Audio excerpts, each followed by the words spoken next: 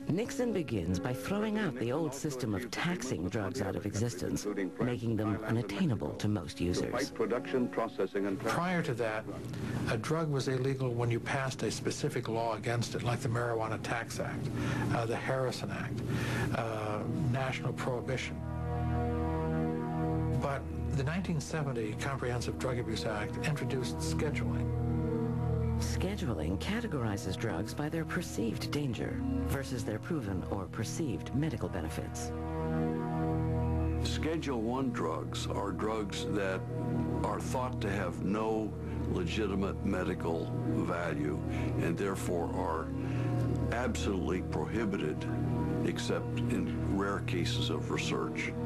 Schedule I, they put heroin, and strangely enough, marijuana, LSD, a number of other drugs. LSD fills a generation's prescription for social change. That relationship will also affect how all drugs from that point on are made illegal. You can move a drug from one schedule to another. You see how much easier that is than having to pass a new law every time you change your mind about something. I can well understand that legislators would want to include LSD in the class of narcotics, basically, saying that it should be made illegal in the same way that addictive drugs such as heroin and other drugs would be illegal. Actually, it's not the same kind of drug, but it was producing a similar destructive social effect. Years later, ecstasy is put on Schedule I, limiting any potential research on the drug. The drugs of a rebellious generation are now under federal jurisdiction, just like deadly narcotics.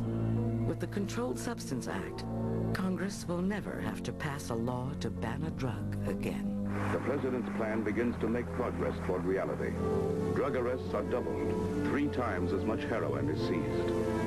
Nixon's war on drugs removes regulation from the democratic process.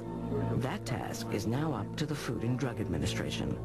Meanwhile, Nixon creates the Drug Enforcement Administration, or DEA, whose yearly budget increases over 30 years to nearly $18 billion.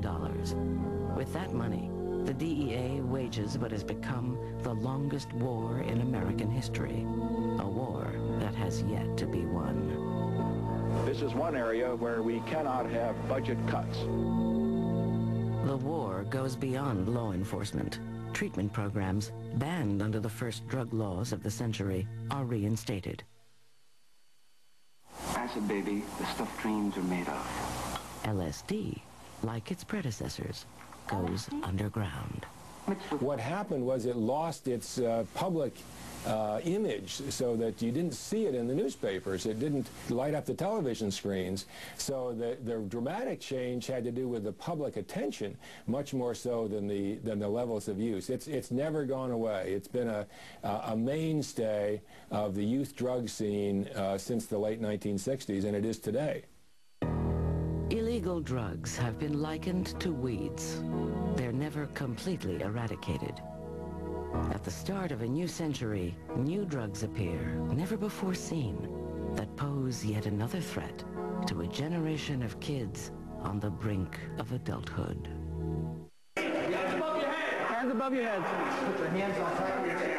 Nixon's plan to stamp out illegal drugs initiates a prohibition based on the belief that no one has a right to take a drug proven or perceived to be dangerous. You'll not be hurt, just cooperate, okay? The constitutional right to pursue chemical happiness, in place a century before, has vanished. I'm going to search you. Carrying any weapons? No, sir.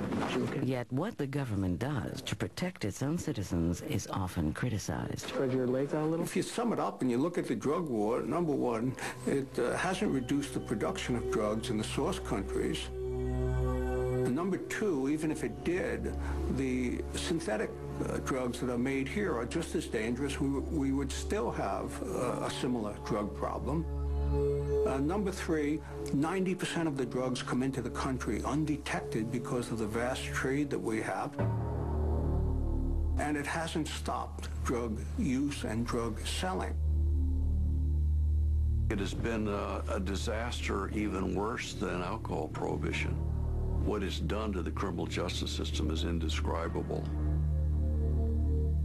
Half the people, more than half the people in federal prison are there for drug offenses. Where's he gonna go? We're arresting 500,000 people a year for possessing marijuana. We're locking up kids, sometimes for life, for their first drug offense. We have no room in our prisons for rapists and child molesters and murderers because we're filling them up with these nonviolent drug offenders. Well, in a frivolous... While the war against drugs is a burden and expense that some critics question, everyone agrees something must be done. But first of all, the supplemental that we're considering today is about our children and whether we want our children to grow up in a society free from the scourge of drugs. Meanwhile, for a new generation of sophisticated national and international drug traffickers, it's business as usual. They make untold billions selling drugs, which tempt adolescents and adults every day, despite the best efforts of law enforcement to stop them. This is solely a way of making money and looking at the young people in the United States as the guinea pigs to make the money from. These organizations are committed to bring drugs in the country, and we have to be just as committed, not only in law enforcement, but as a society. You know, we're working with parents, we're working with teachers, we're working with educators to get that message out. The drugs are bad. To make matters worse, some of the new synthetic drugs are potentially more dangerous than their predecessors. In light of this danger, many have been added to the schedules of federally controlled substances. Among them, ketamine, or Special K, a powerful veterinary tranquilizer, and gamma-hydroxybutyrate, or GHB. GHB, a workout tonic used by bodybuilders, finds its way into clubs as a dangerous pastime. It's easy to make, and for law enforcement, hard to detect. It looks like water and is sold in containers that disguise its danger. The primary ingredients are paint stripper, floor stripper, degreasing solvents. My reaction to it was, my God, this is the most dangerous drug I've encountered in 25 years as a cop. And I say that with all my heart. You can die very simply by just forgetting to breathe. You can die from pulmonary edema, which is left heart valve failure, and you literally froth blood through the nose and you drowned in your own vomit. You can die face down in a pillow because you're only breathing 6 times a minute.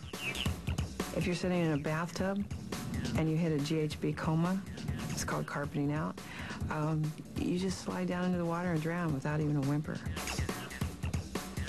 Like opium in the 18th and 19th century, GHB has been used to rob and even rape unsuspecting victims.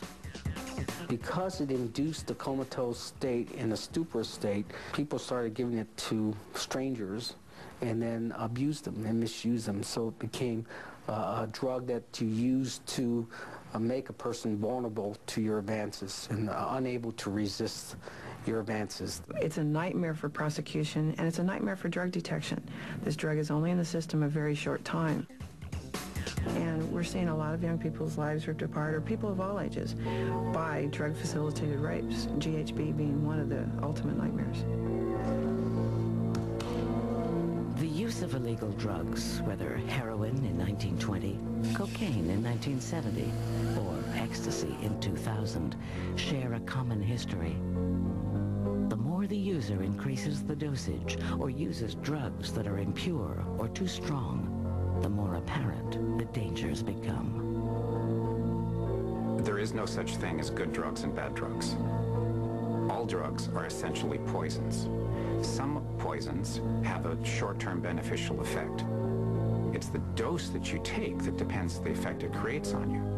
You take a little bit and it's a stimulant. You take more of it and it is a depressant or it has a sedative effect. You take even more, almost any drug, if you take enough of it, will kill you. You squeeze a couple bottles of aspirin down into one tablet and take that tablet and it'll kill you. And yet one of them will simply cure a headache.